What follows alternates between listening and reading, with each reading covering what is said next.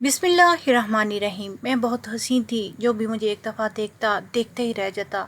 एक दफ़ा हमारे गांव में एक मौलवी आया, वो मुझ पर आशिक हो गया। इसके पास काला इल्म था। मुझे कहने लगा, मुझसे शादी कर लो, खुश रहोगी, नहीं तो जीना अजाब बना दूंगा। मैं ना मानी। फिर मेरे माँ बाप ने ज़बरदस्ती मेरी शादी मौलवी से करवा दी।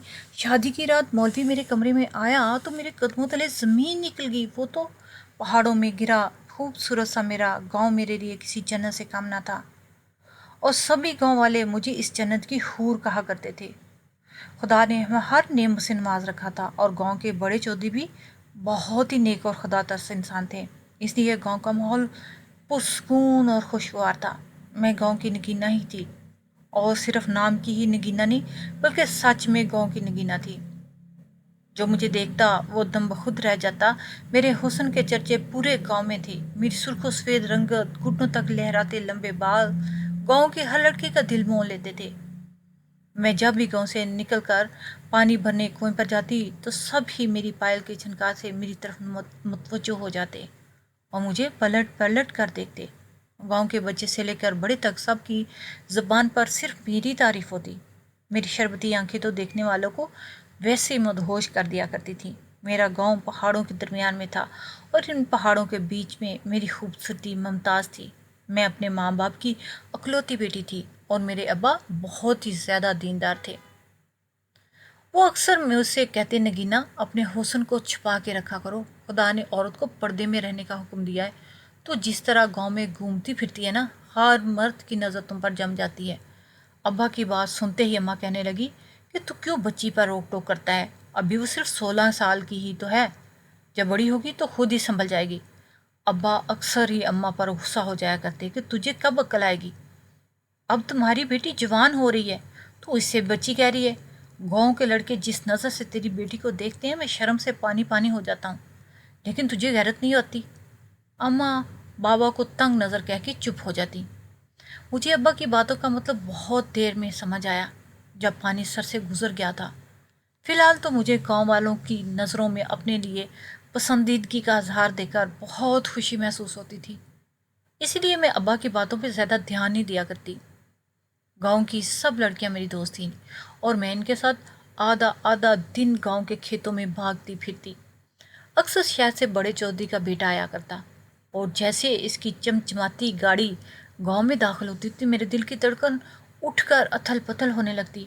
मुझे यकीन था कि एक दिन गांव के चौधरी का बेटा भी मेरे हुस्न से मुतासर हो जाएगा और मेरी ज़िंदगी बदल जाएगी। इसलिए मैं इसके गांव आते इसके आगे पीछे घूमने लगती। बहाने बहाने से चौधरी साहब की हवेली के चक्कर काटती, और मेरी एक सहेली चौधरी साहब की हवेली में मुलाजम थी, और इसके साथ काम काज करने लगती। बड़े चौधरी एक अच्छे इंसान थे। वो मुझे कभी नहीं मना करते थे। मैं अपनी सहेली के साथ मिलकर हवेली की जिम्मेदारियां संभालने लगती। चौधरी ने कई दफ़ा नज़र भर कर मुझे देखा, लेकिन कभी कुछ कहा नहीं था। मुझे उम्मीद थी कुछ ही वक्त में वो दूसरों की तरह मेरे दीवाने हो जाएंगे। ज़िंदगी बहुत ही खूबसूरत गुजर रही थी, और मैं पूरी तरह खुश थी कि जब मेरी ज़िंदगी में एक ऐसा शख्स आया जिसके आने से मेरी ज़िंदगी में ग्रहण ही लग गया।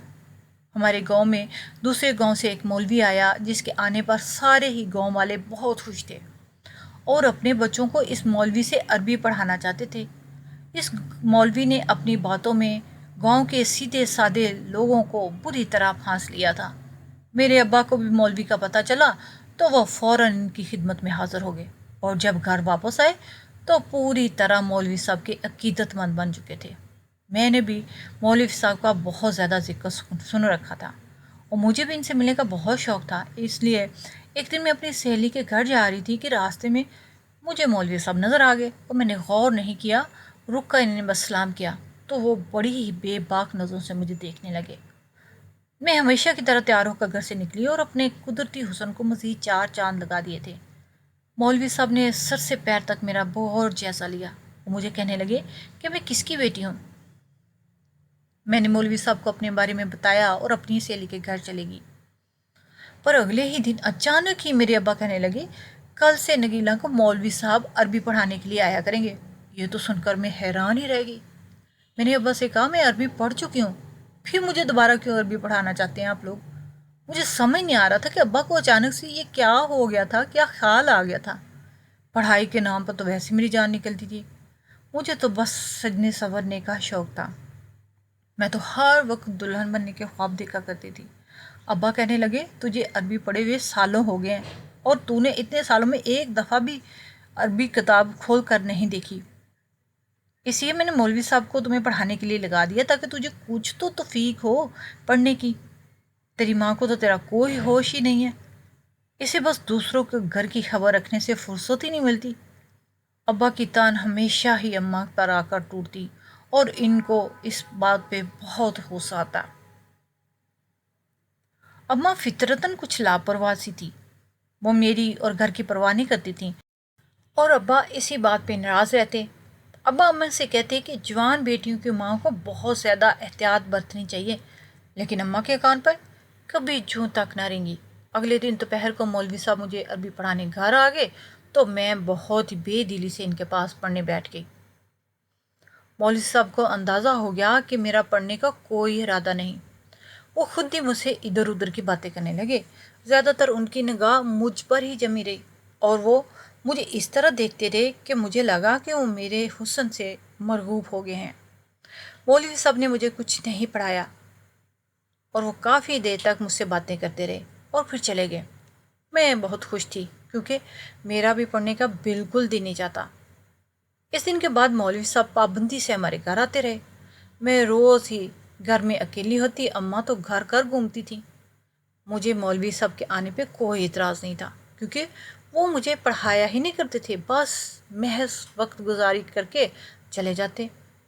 جیسے جیسے دن گزرے تھے مولوی صاحب بھی مجھ سے بے تکلف انداز میں گفتگو کرنے لگے تھے۔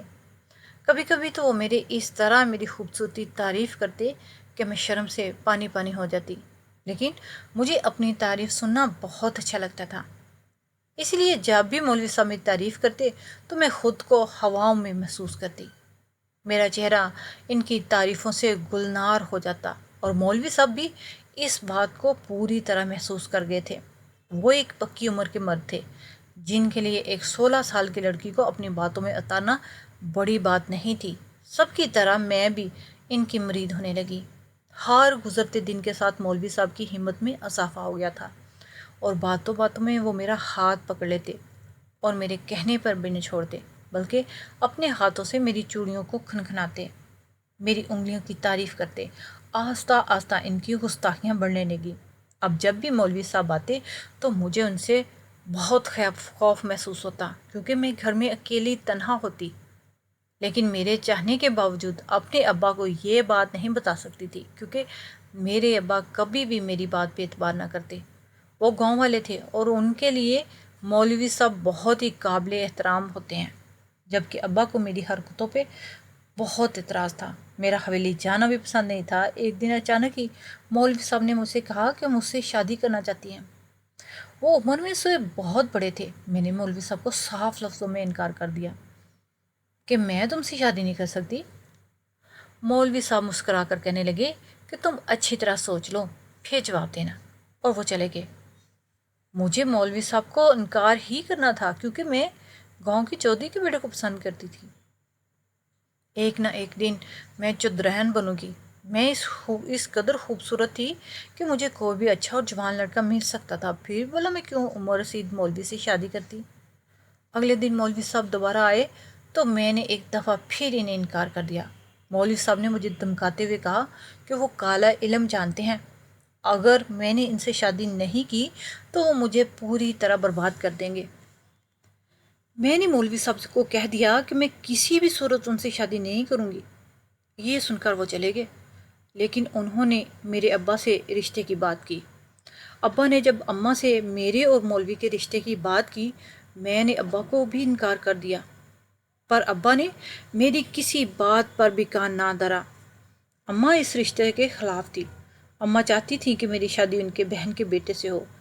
میرے ابا نے یہ کہہ کے زبردستی میری شادی مولوی صاحب سے طے کر دی کہ وہ خدا کے نیک بندے ہیں اور میں ان کے ساتھ رہوں گی تو میری آخرت بھی سنور جائے گی، جبکہ خالہ کا بیٹا ایک نمبر کا نکما اور آوارہ تھا۔ مجھے مولوی صاحب پسند نہیں تھی اور ان کی بے تکلف نظریں تو مجھے بہت ہی بری لگتی تھی۔ میرے لیے تو ان کو 1 گھنٹہ بھی برداشت کرنا مشکل ہو جاتا۔ میرے ابا میری ان سے شادی کروانے جا رہے تھے۔ میں تو ہمیشہ سے ہی اپنے لیے کسی شہزادے کی منتظر تھی۔ مجھے کیا خبر تھی کہ میرے نصیب میں ایک بوڑھا آدمی لکھا ہوا ہے۔ میں جو چودھری صاحب کی حویلی کے سپنے دیکھ رہی تھی، سیدھا مولوی صاحب کے گھر پہنچنے والی تھی۔ میرے لاکھ کوشش رونے دھونے کے باوجود میرے ابا نے مولوی صاحب سے میرا نکاح پڑھا دیا۔ رو رو کر میری آنکھیں سرخ ہو گئی، میرا چہرہ سوج گیا، لیکن ابا کو کوئی فرق نہ پڑا۔ گاؤں والے بھی اس رشتے سے بہت حیران تھے۔ وہ سوچ رہے تھے کہ کیا کر دیا، کیونکہ یہ پوری طرح ایک بے جوڑ رشتہ تھا۔ مولوی صاحب نے گاؤں کے باہر والے حصے میں ایک چھوٹا سا مکان کرائے پہ لے لیا۔ وہ مجھے رخصت کر کے اس مکان میں لے گئے۔ مولوی صاحب اکیلے رہتے تھے، ان کے آگے پیچھے کوئی نہیں تھا۔ میں کمرے میں سر جھکائے بیٹھی ہوئی تھی۔ میرے دل میں مولوی صاحب کے خلاف بہت کچھ چل رہا تھا۔ میرا بس نہیں چل رہا تھا کہ میں مولوی صاحب کی جان لے لوں، جنہوں نے میرے سارے ارمانوں پہ پانی پھیر دیا تھا۔ میں اس دن کو کوس رہی تھی جب راستے میں میری ملاقات مولوی صاحب سے ہوئی تھی۔ تھوڑی ہی دیر بعد جب مولوی صاحب کمرے میں داخل ہوئے تو میرے قدموں تلے زمین نکل گئی۔ وہ تو مولوی صاحب ہی نہیں تھے، بلکہ ہمارے گاؤں کے بڑے چودھری صاحب تھے، جن کے بیٹے کو میں پسند کرتی تھی۔ میں حیرت سے آنکھیں پھاڑ پھاڑ کر انہیں دیکھنے لگی تو وہ میرے قریب آ کے بیٹھ کے اور کہنے لگے کہ بہت عرصے سے اس رات کے منتظر تھے ہم۔ میں حیران ہو کے اسے دیکھنے لگی اور کہنے لگا، اب جا کر انہیں یہ وقت نصیب ہوا ہے۔ میں ان کی باتیں سمجھ نہ پائی تھی، لیکن پھر انہوں نے مجھے بتایا کہ وہ ہر روز ہی مجھے گاؤں میں گھومتا ہوا دیکھتے اور مجھے پانے کی خواہش رکھتے تھے۔ میں جب بھی حویلی آتی تو ان کی نگاہوں کا حصار میں رہتی۔ میرے حسن نے انہیں بھی بے چین کر کے رکھ دیا تھا اور وہ کسی بھی صورت مجھے پانا چاہتے تھے، لیکن وہ گاؤں کے ایک عزت دار چودھری تھے اور ان کے لیے یہ کسی صورت ممکن نہیں تھا کہ وہ کسی بھی گاؤں کی لڑکی کو بری نظر سے دیکھتے ہیں اور گاؤں میں ان کا مقام خراب ہوتا۔ جب گاؤں میں مولوی صاحب آئے تو بڑے چودھری کو اچھی طرح علم تھا کہ یہ کوئی مولوی نہیں ہے بلکہ کالا علم کرنے والا گندا انسان ہے، لیکن پھر بھی انہوں نے اس شخص کو بلا کر کہا کہ وہ مجھ سے شادی کر لے تاکہ جب بھی بڑے چودھری کا دل چاہے وہ مجھے حاصل کر سکے۔ بڑے چودھری کی بات سن کر تو میرا دل اچھل کر حلق میں ہی آ گیا۔ میں سوچ بھی نہیں سکتی تھی کہ جن کو میں بہت ہی نیک اچھا انسان سمجھتی تھی وہ اس طرح میرے حصول کی کوشش کریں گے، جبکہ میں تو ان کے بیٹے کو پسند کرتی تھی اور اسی کی خاطر حویلی کے چکر کاٹا کرتی تھی۔ شادی کی یہ رات میری زندگی کی اذیت ناک رات بن گئی، کیونکہ مولوی صاحب کی بجائے چودھری صاحب میرے دلہا بن گئے اور بعد میں مولوی صاحب بھی میرے دلہا بن گئے۔ ہر خوبصورت انسان کی قسمت بھی خوبصورت ہو یہ ضروری نہیں، اور آج مجھے پہلی دفعہ یہ بات سمجھ میں آئی۔ چودھری صاحب کہنے لگے کہ تم ہم دونوں کی دلہن ہو، میں جب چاہوں گا اس گھر میں آ جاؤں گا۔ وہ مولوی صاحب دراصل کوئی مولوی نہیں تھا بلکہ ایک کالا جادو کرنے والا عالم تھا، جس نے میرے باپ اور گاؤں والوں کو اپنی باتوں میں پھنسا لیا تھا۔ معصوم سے گاؤں والے اسے مولوی سمجھ کر بہت زیادہ عزت دیا کرتے تھے اور اپنے گھر میں مہمان بنایا کرتے تھے۔ جب اس گندے عالم نے مجھے بتایا کہ اس نے مجھ سے شادی اس لیے کی ہے تاکہ وہ مجھے اپنے کالے جادو کے لیے استعمال کر سکے، اسے ایک خاص قسم کا جادو کرنے کے لیے میری جیسی جوان اور حسین لڑکی کی ضرورت تھی، اور جب اس نے پہلی دفعہ مجھے دیکھا تو اسے اندازہ ہو گیا کہ یہی وہ لڑکی ہے جس کے ذریعے وہ اپنی طاقت کو بڑھا سکتا ہے۔ دراصل وہ کالا علم کرنے والا ایک عالم تھا، اور جو لوگوں کا کالا علم کرتے ہیں وہ ہمیشہ ہی بے اولاد رہتے ہیں۔ اسی وجہ سے وہ اب تک بے اولاد تھے، اور اسی لیے اس نے چودھری صاحب کو اپنے ساتھ ملایا تھا، کیونکہ اسے بچے کی ضرورت تھی۔ وہ اپنا علم اپنی اولاد میں منتقل کرنا چاہتا تھا، اور وہ جانتا تھا کہ اس کے اولاد نہیں ہوگی، پر اس کو بچہ چاہیے تھا تاکہ وہ اپنے اس گندے کام کو جاری رکھ سکے۔ اس کی حقیقت جان کر میری روح تک کانپ اٹھی۔ میں انجانے میں ایک ایسے بھیانک شخص کے ہاتھوں لگ گئی تھی جو انسانیت کے نام پر ایک دبا تھا۔ میں اس گھر سے اور اس انسان سے فرار چاہتی تھی۔ میں نہ ہی بڑے چودھری صاحب کے پاس جانا چاہتی تھی اور نہ ہی اس کالے جادوگر کے۔ میں نے سوچا کہ میں اپنے ماں باپ کو ساری حقیقت بتا دوں گی اور اس شخص سے چھٹکارا حاصل کر لوں گی، لیکن جب اگلے ہی دن مجھے اپنے گھر جانا تھا، اس وقت میرے شوہر نے مجھے دھمکی دی کہ اگر میں نے اپنے ماں باپ کو ایک لفظ بھی بتایا تو میرے باپ پر کالا علم کر کے میرے باپ کو مار دے گا۔ میں اس کی دھمکی سے خوف زدہ ہوگی کیونکہ میں اب یہ بات اچھے سے جان چکی تھی کہ وہ اپنے گندے علم کے لیے کچھ بھی کر سکتا تھا۔ میں صبح اپنے گھر واپس آئی تو اپنی ماں کے گلے لگ کے پھوٹ پھوٹ کر روئی۔ میری ماں مجھے سمجھانے لگی کہ ہر لڑکی کو ہی ایک دن اپنے ماں باپ کا گھر چھوڑ کے جانا ہوتا ہے۔ جب میں گھر گئی تو ابا گھر پر موجود نہیں تھے۔ تھوڑی ہی دیر میں جب وہ واپس آیا تو اس کے ہاتھ میں بہت سارے تحفے تھے۔ ابا کہنے لگے کہ وہ اسے صبح ہی صبح چودھری نے بلایا اور چودھری صاحب کو پتہ چلا کہ جب میری بیٹی کی شادی ہوئی ہے تو انہوں نے مجھے یہ تحفے دیے اور مبارکباد بھی، اور یہ بھی کہا کہ تم نے اپنی بیٹی کی شادی بہت ہی اچھے انسان سے کی ہے۔ چودھری صاحب بہت ہی اچھے انسان ہیں اور ہمیشہ گاؤں والوں کی خوشی میں بہت خوش ہوتے ہیں۔ میں ابا کو دیکھ رہی تھی۔ آج مجھے اپنے ابا بہت ہی بھولے بھالے سے معلوم ہو رہے تھے۔ ایک دفعہ پھر سے میں مجبور خاموش ہو گئی تھی اور اب ان کو کچھ نہیں بتا سکتی تھی۔ میں نہیں چاہتی تھی کہ میرا باپ میری وجہ سے بستر پر پڑ جائے۔ میری شادی کو کچھ ہی دن گزرے تھے اور میں پوری طرح بیمار ہو چکی تھی۔ میرا شوہر مجھ پر کالا جادو والا عمل کرتا تھا اور میرے ذریعے اپنے گندے عمل پورے کرتا تھا۔ میں دن رات خدا سے دعائیں مانگتی کہ مجھے اس زندگی سے چھٹکارا دے دے۔ میں کملا کے رہ گئی۔ گاؤں میں بھی جو بھی مجھے دیکھتا وہ حیران رہ جاتا اور پوچھتا، کیا ہو گیا نگینہ تم کو؟ میں کسی کو کیا بتاتی کہ مجھ پر کیسا ستم ہو رہا تھا۔ میں اپنی زندگی سے تنگ آ چکی تھی اور کئی دفعہ خود کشی کرنے کے بارے میں سوچ رہی تھی، لیکن پھر میری سوچ کر ہمت ٹوٹتی، میرے بوڑھے ماں باپ پہ کیا گزرے گی؟ وہ اپنی اکلوتی جوان بیٹی کی موت کا صدمہ کی صورت برداشت نہیں کر سکیں گے۔ دن بہت ہی بوجھل گزرے تھے اور پچھلے کئی دنوں سے مسلسل گاؤں میں بارش ہو رہی تھی۔ میں کمرے کی کھڑکی کے باہر تیز برستی بارش کو دیکھتی رہتی، ساتھ ساتھ میری آنکھوں پر بھی بارش برستی رہتی۔ بارش کی وجہ سے ندی بے قابو ہو گئی۔ میرا شوہر اپنے گندے علم کے لیے مغرب کے بعد گاؤں کی ندی کی طرف گیا ہوا تھا۔ وہ آدھی رات کو ہی گھر لوٹتا، لیکن اب بہت وقت گزر گیا اور وہ ابھی تک لوٹ کر نہیں آیا۔ میں جائے نماز بچھا کر خدا کے حضور رو رو کر حاضر ہو گئی اور بہت عرصے بعد اپنے رب سے یوں بات کی کہ میں بہت ہی زیادہ تکلیف میں تھی اور اپنے دونوں ہاتھ اٹھا کے میں خدا سے ایسے اپنی آزادی مانگ رہی تھی کہ میں خود بھی حیران تھی۔ اور یہ قبولیت کی گھڑی تھی اور میری دعائیں قبول ہو گئیں۔ صبح ہو گئی تھی اور میرا شوہر واپس نہ آیا، لیکن جو خبر مجھے ملی وہ میرے لیے بہت خوشی کی تھی۔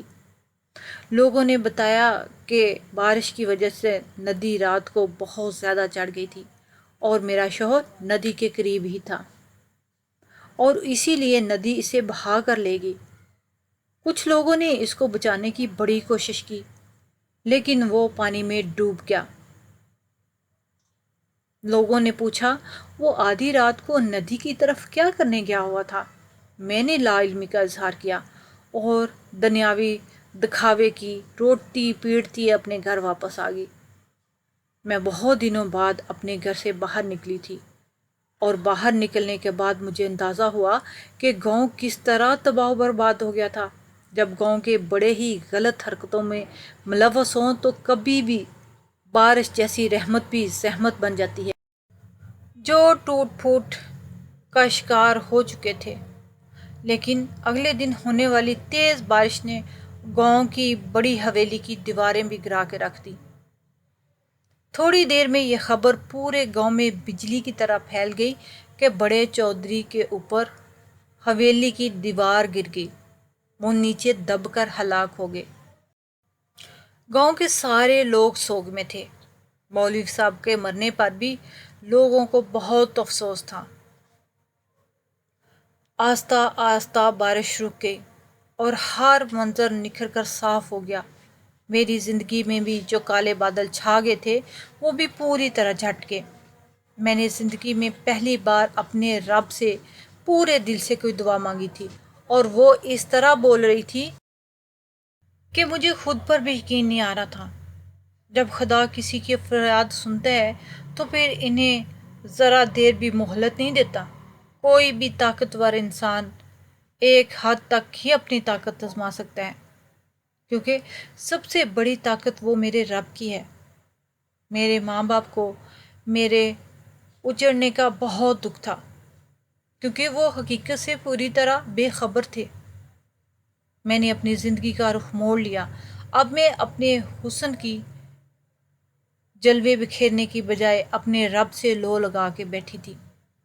میں جانتی تھی کہ وہی ہے جو انسانوں کو آزمائش میں ڈالتا، اور وہی ہے جو ہر تکلیف و ہر آزمائش سے نکال دیتا ہے۔ میری زندگی کی اذیت ناک دور ختم ہو چکا تھا اور مجھے بہت کچھ سکھا گیا تھا۔ لوگ مولوی صاحب کو بھی یاد کرتے تھے، لیکن میں کبھی بھی اس شخص کی برائی نہیں کرتی تھی۔